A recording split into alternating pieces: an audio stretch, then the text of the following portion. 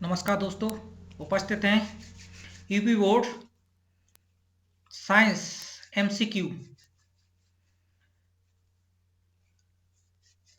ये 20 क्वेश्चनों की श्रृंखला है। जो क्वेश्चन दिए हैं वो कभी ना कभी परीक्षा में पूछे गए हैं और प्रत्येक विषय में यूपी बोर्ड में 20 नंबर के एमसीक्यू पूछे जाते हैं।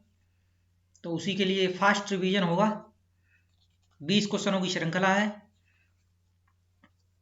और प्रकाश जो चैप्टर है उससे संबंधित ये क्वेश्चन होंगे। देखते हैं पहला क्वेश्चन। प्रकाश की किरण गमन करती है सीधी रेखा में, टेढ़ी रेखा में, किसी भी दिशा में, इनमें से कोई नहीं। तो बताएं दोस्तों, इसका राइट आंसर कौन सा होगा? सीधी रेखा में। प्रकाश की किरण सीधी रेखा में गमन करती है, तो इसका राइट आंसर होगा ए, सीधी रेखा में। दूसरा क्वेश्चन देखते हैं। प्रकाश का वेग न्यूनतम होता है। प्रकाश का वेग होता है वो न्यूनतम होता है निर्वात में, बी ऑप्शन, जल में, सी ऑप्शन वायु में, डी ऑप्शन कांच में। तो प्रकाश का वेग न्यूनतम किस में होता है भाई? बताओ दोस्तों। तो प्रकाश का न्यूनतम वेग होता है वो होता है कांच में। तो इसका राइट आंसर होगा कांच, डी। नेक्स्ट, मोटर गाड़ी के चालक के सामने लगा रहता है। मोटर गाड़ी यानी कोई भी वाहन होता है उसमें चालक जिसमें दूसरे वाहनों को देखता है, उसमें जो लगा होता है दर्पण, वो कौन सा दर्पण होता है ये पूछा गया है क्वेश्चन। ए ऑप्शन है समतल दर्पण, बी ऑप्शन है उत्तल दर्पण, सी ऑप्शन है अवतल दर्पण, डी ऑप्शन है उत्तल लेंस। तो बताएं दोस्तों, मोटर गाड़ी में जो साइड शीशा होता है, साइड मिरर होता है, उसमें कौन सा दर्पण होता है? अवतल, उत्तल या समतल? तो बताएं। तो दोस्तों इसका राइट आंसर होगा उत्तल दर्पण। उत्तल दर्पण है, बी ऑप्शन इसका राइट आंसर होगा। नेक्स्ट, मोटर कार के हेडलाइट में किसका प्रयोग होता है? जो हेडलाइट होती है किसी भी गाड़ी की, उसमें हेडलाइट में कौन सा मिरर प्रयुक्त होता है? समतल, बी ऑप्शन है उत्तल, डी ऑप्शन है सी ऑप्शन है अवतल और डी ऑप्शन है उत्तल लेंस। तो बताएं हेडलाइट्स में कौन सा दर्पण यूज होता है? तो इसका जो राइट आंसर होगा वो होगा सी, अवतल दर्पण। अवतल दर्पण का प्रयोग हेडलाइट में किया जाता है, जबकि साइड मिरर में उत्तल दर्पण का प्रयोग किया जाता है। जो साइड देखने का दर्पण होता है उसमें उत्तल और हेडलाइट में अवतल दर्पण का प्रयोग किया जाता है। पांचवा क्वेश्चन है, समतल दर्पण द्वारा बना प्रतिबिंब होता है। समतल दर्पण द्वारा बना प्रतिबिंब वास्तविक, काल्पनिक, दोनों, इनमें से कोई नहीं। तो समतल दर्पण द्वारा बना प्रतिबिंब होता है वो होता है काल्पनिक दोस्तों। इसका राइट आंसर होगा बी, काल्पनिक। अगला 6वां भी क्वेश्चन इसी पे आ गया है स्लाइड पे, तो देखते हैं। लेंस की क्षमता का एसआई मात्रक, लेंस की क्षमता का मात्रक क्या होता है? मोस्ट इंपोर्टेंट क्वेश्चन है, मोस्ट इंपोर्टेंट क्वेश्चन है ये। लेंस की क्षमता का मात्रक, तो लेंस की क्षमता का मात्रक होता है डायोप्टर। नेक्स्ट, प्रकाश की किरणों को पथ दर्शाने वाले चित्रों को कहा जाता है। प्रकाश की किरणों को पथ दर्शाने वाले चित्रों को क्या कहा जाता है? किरणारेख, फोकस, किरणपुंज या इनमें सभी? तो बताइए, ये सभी होगा। इसका कौन सा आंसर सही होगा? तो इसका राइट आंसर होगा किरणारेख। प्रकाश किरणों को पथ दर्शाने वाले चित्रों को किरणारेख कहा जाता है। नेक्स्ट, 2D क्षमता वाले लेंस का फोकसांतर होता है, यानी 2D क्षमता है, लेंस की क्षमता है 2D, तो उसकी जो फोकस दूरी क्या होगी? तो भाई क्या होगी बताओ दोस्तों? 20, 30, 40, 50 बताना दोस्तों। लेंस की क्षमता P बराबर 100/f होती है, तो 100 में 2 से भाग दे देंगे, तो f बराबर यहां से निकालेंगे, फोकस दूरी निकलवाइए, तो 100/p हो जाएगा। क्या 100/p?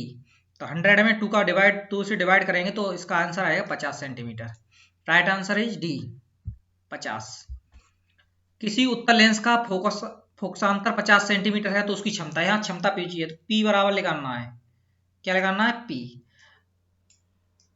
P बराबर 100/f एफ होता है। तो 100 में 50 से भाग दे देंगे, क्योंकि लेंस है उत्तल। 50 दूनी यानी 2 बार ये चला जाएगा, तो इसकी क्षमता आएगी 2D। तो राइट आंसर होगा 2D, यानी डी ऑप्शन इसका राइट आंसर होगा। नेक्स्ट, प्रकाश के किरणों के समूह को क्या कहते हैं? प्रकाश किरणों के समूह को क्या कहते हैं बताओ दोस्तों? प्रकाश स्रोत, किरणपुंज, प्रदीप्त या प्रकीर्णन? तो प्रकाश किरणों के समूह को क्या कहते हैं? किरणपुंज। प्रकाश किरणों के समूह को प्रकाशपुंज या किरणपुंज कहा जाता है। 11वां भी इसी स्लाइड पर आया। उत्तल लेंस की क्षमता होती है, बताएं दोस्तों, अभी पीछे बताया था उत्तल लेंस की क्षमता किसमें आई थी? उत्तल लेंस की क्षमता ऋणात्मक, धनात्मक या ऋणात्मक धनात्मक दोनों। तो उत्तल लेंस की क्षमता होती है, वो होती है धनात्मक। नेक्स्ट, अवतल लेंस की क्षमता होती है ऋणात्मक, धनात्मक, ए और बी दोनों, इनमें से कोई नहीं। तो ये उसका उल्टा होगा, तो इसका ऑप्शन होगा ऋणात्मक। ए ऑप्शन इसका राइट आंसर। उत्तल लेंस को कहते हैं अभिसारी, द्व्युत्तल लेंस, अपसारी लेंस, इनमें से कोई नहीं। तो उत्तल लेंस को क्या कहते हैं? अभिसारी लेंस या अपसारी लेंस? तो दोस्तों उत्तल लेंस को कहते हैं अभिसारी लेंस। नेक्स्ट, अवतल लेंस को कहते हैं, अवतल को अभिसारी, अवतल लेंस अपसारी या इनमें से कोई नहीं। तो अवतल लेंस को कहा जाता है अपसारी लेंस। दोनों में से एक के आने के चांस हैं। नेक्स्ट, निम्न में से कौन सा पदार्थ लेंस बनाने के लिए प्रयुक्त नहीं किया जा सकता? तो लेंस किस पदार्थ का नहीं? जल का, कांच का, प्लास्टिक का या मिट्टी का? बताइए निम्न में से किसका लेंस नहीं बनाया जा सकता?